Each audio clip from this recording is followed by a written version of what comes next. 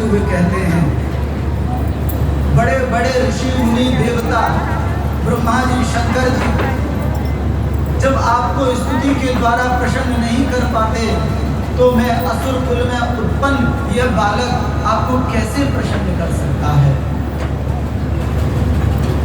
पर आपकी एक विशेषता है नाथ, जैसे गजेंद्र के एक पुष्प पर रीझ कर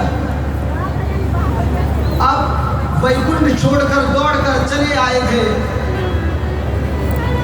उसी प्रकार से आज मैं स्तुति करने का प्रयास कर रहा हूं। हे नाथ, मुझ में ऐसा कोई गुण नहीं है जिससे मैं आपको रिझा पाऊं। आप तो निष्काम भक्ति से ही रीझते हैं, पर मैं निष्काम तो क्या सकाम भक्ति भी नहीं जानता। जब देखा कि नन्हा सा प्रहलाद रो रहा है, तो भगवान नरसिंह ने उसको और जोर से आलिंगन कर लिया। भगवान नरसिंह रोते हुए कहते हैं, आज मैं इस सभी देवताओं को साक्षी कर कहता हूं, आज तू मुझसे जो मांगेगा मैं तुझे दूंगा। आज तू मुझसे ब्रह्मा का पद मांगेगा, मैं तुझे ब्रह्मा का पद दूंगा।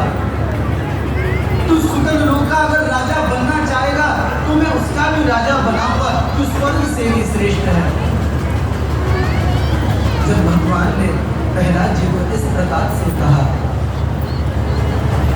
तो प्रहलाद जी ने कहा, जो मांगूंगा दोगे, भरोसा नहीं है तुझे?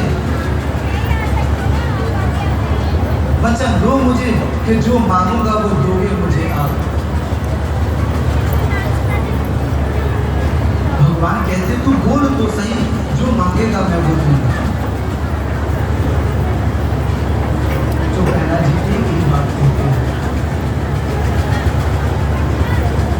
मेरे मन में कभी भी आपसे कुछ मांगने का भाव ही उत्पन्न ना हो। यह सुनते ही भगवान नरसिंह की आंखों से और आंसू झरने लगे, और उन्होंने देवी देवताओं को सावधान करते हुए कहा, तुम कामना पूरा कर्म करने के बाद कितने उच्च लोगों को प्राप्त करते हो।